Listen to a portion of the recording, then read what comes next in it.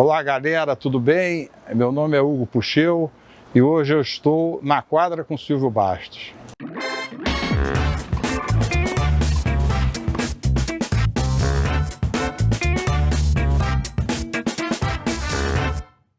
Bom, eu hoje aqui no Fluminense, um clube, um local onde eu vivi grande parte da minha adolescência, que eu joguei juvenil. E eu estou hoje aqui com uma pessoa que, quando eu cheguei aqui no clube, quando eu cheguei no Fluminense, isso aqui a gente tem a quadra central aqui atrás, foi uma pessoa que me recebeu muito bem, que me ajudou não só na entrada do clube, mas também me ajudou a começar a jogar, a treinar e competir. Gugu, para quem não sabe, para quem não conhece, Hugo Pucheu, para quem conhece, Gugu. Prazer enorme estar aqui com você, eu acho que não poderia estar em outro lugar para fazer essa conversa com você. Eu queria que, para começar, você se apresentasse para a gente. Tudo bom, Silvio? Obrigado pelo convite. Como o Silvio já falou, meu nome é Hugo Pucheu e eu sou tenista recente, há uns 60 e poucos anos só. E a minha história é uma história, vamos dizer, nostálgica, mas que eu acho que pode ter interesse aí para o Silvio e para esse clipe que a gente está fazendo aqui na frente da quadra central. Então, Gugu, para começar a contar um pouquinho, a ideia é contar, você, para falar a verdade, é o primeiro convidado que eu tenho que tem uma história antes da minha. Todo mundo com quem eu conversei nesse último ano tem ou a mesma idade que eu ou mais novo, ou seja, eu acompanhei a história. Você, quando eu te conheci, você já era o grande Hugo Pucheu. Pelo menos no tamanho. Né? Pelo exatamente. menos no tamanho.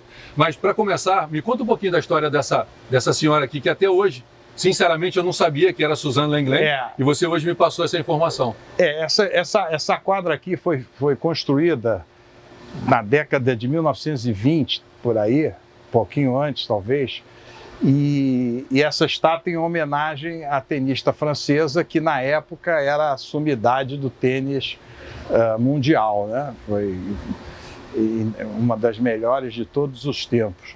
E que depois, em 1991, a quadra recebeu o nome do Nelson Vaz Moreira, que foi um presidente tenista, também de alta categoria, presidente do clube e pai de grandes atletas, o Ronald, o Lolo, e né, consequentemente avô também de outros atletas, do Roninha, da Gina, enfim. Os netos ali são da minha geração, né? Você jogou com os filhos e eu joguei com os netos, mais ou menos na mesma geração. Eu acho, Gugu, que, como eu sempre gosto de falar, né, a melhor parte talvez desse canal que eu acabei criando para falar de tênis é estar recebendo pessoas que eu gosto, pessoas que fizeram parte da minha vida e, na verdade, isso aqui é uma homenagem. É uma homenagem por tudo que você representou, por tudo que você me ajudou e por tudo que eu acho que você ainda representa no tênis do Fluminense, do Rio de Janeiro e também do Brasil. A ideia é contar um pouquinho dessa história e eu acho que a gente vai, no mínimo, dar muita risada. Tá certo, vamos sim. Aqui, agora a gente vai sair daqui, dessa entrada aqui, a entrada da quadra central que está aqui atrás, e a gente vai dar uma volta pelo clube e conhecer outros espaços do clube, onde eu joguei, você jogou, e muita história tem para ser contada. Bom, Gugu, agora a gente já está aqui no outro cenário, a gente tem aqui, né, estava na frente da quadra central, que a gente está aqui praticamente embaixo dela, e agora a gente tem aqui, atrás da gente, quadra 1, 2, 3 e 4, onde eu lembro, acho que a primeira vez a gente jogou lá na quadra 4. Quadra 4. Treinamos muitas vezes, mas enfim, a ideia é contar um pouquinho do início assim, da tua história. Como é que surge tênis para você? Que ano isso surgiu? Por que você começou a jogar tênis? Sua família toda jogava tênis, seus irmãos jogavam tênis, mas como é que isso começa na tua vida? Bom, primeiro, eu venho aqui, eu morava aqui a 200 metros do clube, era meu quintal aqui. E muito antes de jogar tênis, eu já vinha aqui brincar, parque infantil, enfim. E os meus 3 irmãos mais velhos jogavam tênis. E eu sempre tive também, olhava, ficava vendo, mas inicialmente o meu esporte foi tênis de mesa. Era tênis você sempre de foi mesa. Grande? Hein? Você sempre foi grande como você? Grande de altura? Grande do seu tamanho. Sempre fui grande. Sempre fui grande. E eu jogava tênis de mesa. Quando eu tinha 12 para 13 anos, embora eu já tivesse batido raramente umas bolas assim, a minha irmã, de uma vez, trouxe uma raquete italiana de uma marca Máxima. Nem sei se existe ainda. No Tijuca, quando eu jogava, tinha um italiano que jogava lá, o nome dele era Máximo, e ele fazia questão de jogar com uma raquete máxima. Uma raquete linda. E aí aquilo me deu ânimo, eu comecei a jogar. Eu tinha 12 foi 61, eu tinha 12 para 13 anos. E aí começava a bater bola aqui no Fluminense. Havia uma segregação grande dos tenistas, porque quem não era classificado, tinha que ralar para arrumar uma quadra. Então a gente treinava lá na quadra 2, 3 horas da tarde, era a hora que tinha. E aqui eram as 4 quadras de saibro? Aqui não, todas as quadras de saibro. E a central também era saibro? Central de saibro também. E essas 2 quadras aqui da frente eram para os classificados. Eram para elite. Era para elite. E o Nard dava aula lá atrás, professor na quadra 3, e praticamente sobrava a quadra 2 e a quadra central. Que para treino era meio ruim, porque era a quadra muito grande. Para catar a bola em volta dela, era uma quadra meio desprestigiada. Então a gente alternava entre a quadra 2 e a quadra 4. E nessa época, você falou ali... E a quadra 2 e a quadra central. E nessa época ali, o Fluminense era como se fosse o centro do tênis do Rio de Janeiro. Todo mundo... A elite era o Fluminense e o country, né?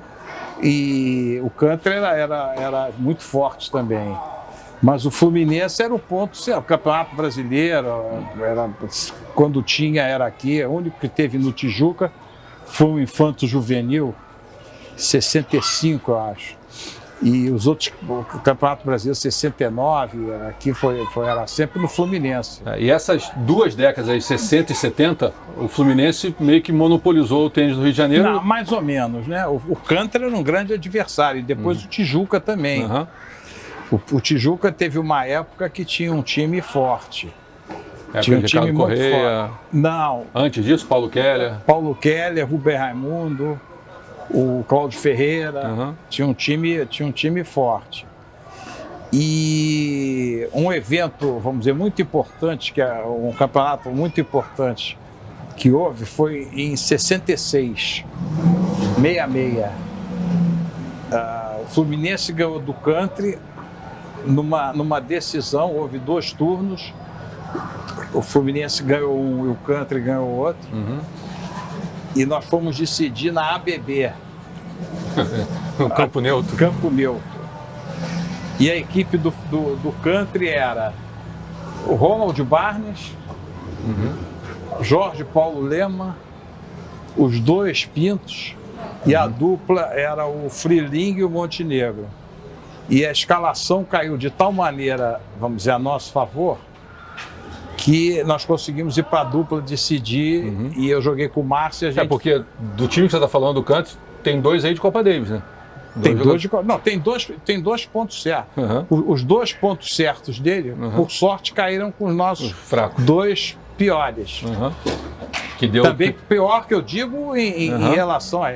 E o que deu chão, o que permitiu que pudesse acontecer o 2, que já era difícil também. Porque tanto os 2 Pintos como o Luiz e o João Chalder eram tudo no mesmo nível. E aí foi um torneio muito interessante, mas era meio que dividido. Puxando um pouquinho de história, né? A gente está embaixo da quadra central.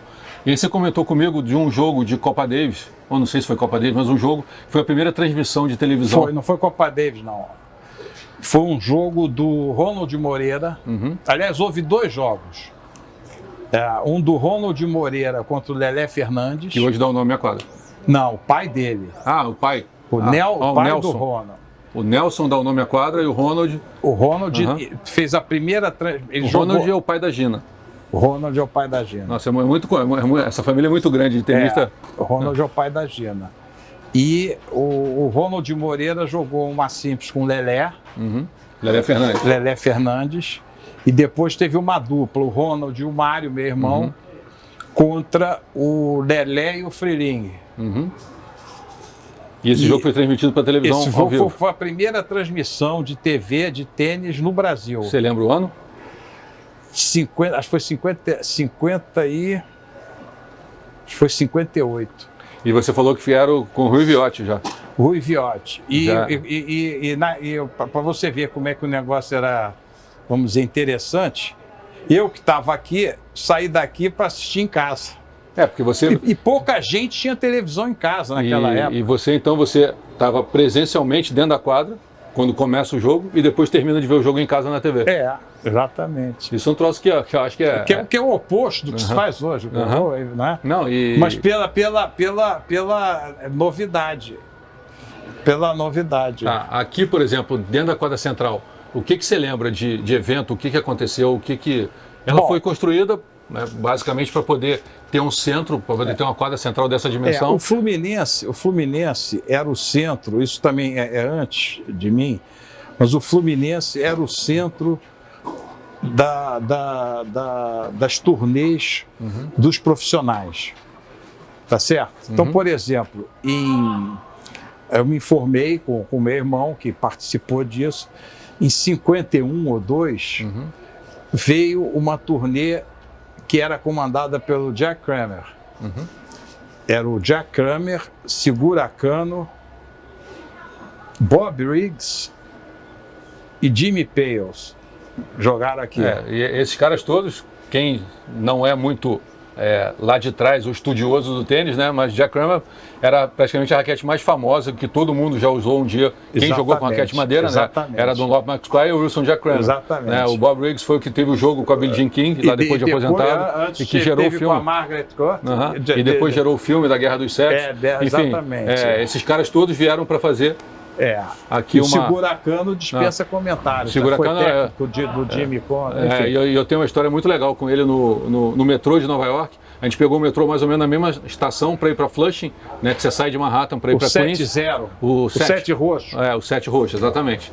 E aí no meio eu reconheci, porque obviamente eu sou um cara que gosta de tênis e estuda tênis, e reconheci e sentei do lado dele e ele começou a contar ali a tristeza dele, né, de ter feito tanto na época que jogava, depois como treinador, e ele está dentro de um metrô onde todo mundo estava indo para Flushing e ninguém sabia que ele era ele. Eu era a única pessoa no metrô que chegou do lado dele, começou a falar, e ele falou: isso me deixa muito triste, a falta de cultura tenística.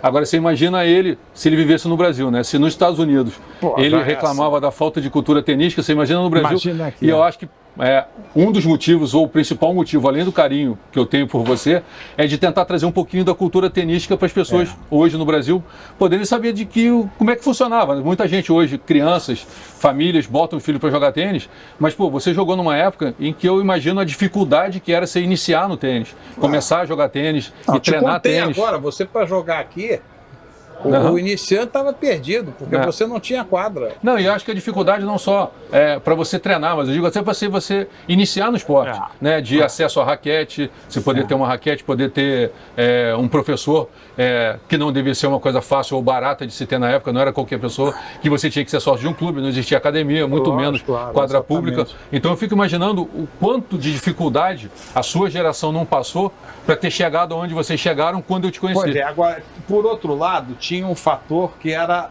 vamos dizer, muito positivo, que era a organização. Você tinha no Rio uma organização fantástica dos campeonatos. Você tinha campeonato que começava em fevereiro e terminava com o Tamandaré em dezembro. O Tamandaré eu joguei. Entendeu? Então você tinha o Tamandaré, eu poderia dizer... No Naval, no Piraquê. Que se você pudesse, mal comparando, fazer um Grand Slam nacional circunscrito ao Brasil, o Tamandaré entraria. Tamandaré, o Graciosa, o próprio Brasileiro e Santos. Então, esses 4 seriam o Tamandaré, vinha gente de tudo que é lá, Roger Taylor, veio gente de tudo que é lugar. Eu joguei o Tamandaré estadual, né? Quando ali 70, final da década de 70. Era no Piraquê. No Piraquê, no Clube Naval. Tinha o Serrador. Tinha, no country tinha o Serrador e o Álvaro Osório. E o Tamandaré de primeira classe. Isso, tinha exatamente. o torneio de primeira classe, tá certo? Tinha um torneio, tinha o Carioca, que era melhor de 5, tinha o Brasileiro, e depois tinha sempre torneio especial, Jornal do Brasil, tinha sempre uns 2 torneios aí. Então você jogava, fora os interclubes, em que você jogava o ano inteiro. E o Interclube era muito legal, né? Interclubes era muito bom. O formato, muito bom, o formato. O entusiasmo, a torcida. Isso aqui ficava cheio. Isso aqui ficava muito cheio. legal. Era Bom, muito Gugu, bacana.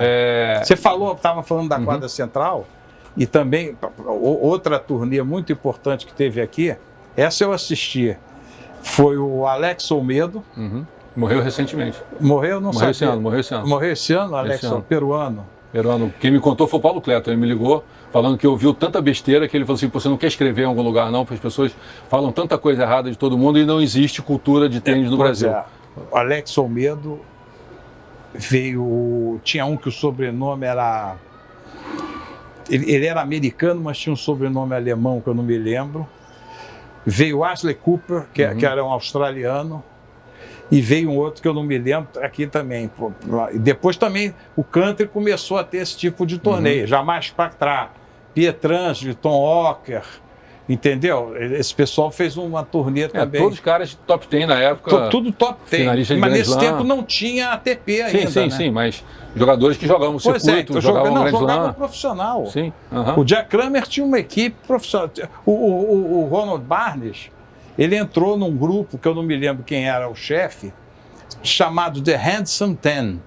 Então, cada um jogava com a camisa de uma cor e faziam turnês no mundo todo. Isso que ano? Isso aí deve ter sido 65, 66. Isso, de repente, era ali o início do que se tornaria o circuito da ATP. Nesse circuito tinha Roy Emerson, Nick Pilic, Ken Rosal, Ronnie Barnes, o Tom Walker e outros lá, acho que o Santana estava também. E esse circuito, esses torneios, davam prêmio? Não, eles não davam, eu não sei se eles davam prêmio. Os torneios, eles eram, como se fosse um espetáculo. Eles eram contratados. Os jogadores vinham com cachê pré-fixado. Vinham com uma bolsa e eles se resolviam lá entre eles. E eles viviam desses cachês, desses roteiros. Isso aí praticamente é como se fosse o Fred Stowe. Isso praticamente seria tipo o início do circuito profissional, que depois passou a não mais ser um cachê, e sim, propriamente dito, uma premiação, que cada torneio abria inscrição, que veio a ATP a chegar nisso aí. O Ronnie Barnes ganhou um torneio desse no Canadá. Um desses circuitos, o Ronnie Barnes ganhou. Bom, Gugu, falar de tênis é a coisa, acho que mais legal que eu tenho. Vai demorar muito aqui. Falar de tênis é uma das coisas mais legais. Mas, infelizmente, a gente tem um tempo. Eu acho que é legal a gente fechar aqui para poder voltar para falar no segundo episódio e continuar contando história. Eu acho que o lugar aqui não podia ser o melhor. O lugar que a gente se conheceu. Eu conheci você nesse clube, da forma como você me recebeu aqui, melhor possível. Lembro claramente você sacando aberto na minha direita. Eu tenho dificuldade para devolver o saque. Você sempre sacou muito bem. Mas a gente vai se despedir agora. Tá bom. Lembrando todo mundo para continuar não só assistindo, mas compartilhando e se inscrevendo no canal. E a gente volta na semana que vem com essa figura querida aqui do meu lado, Hugo Puchel. Valeu!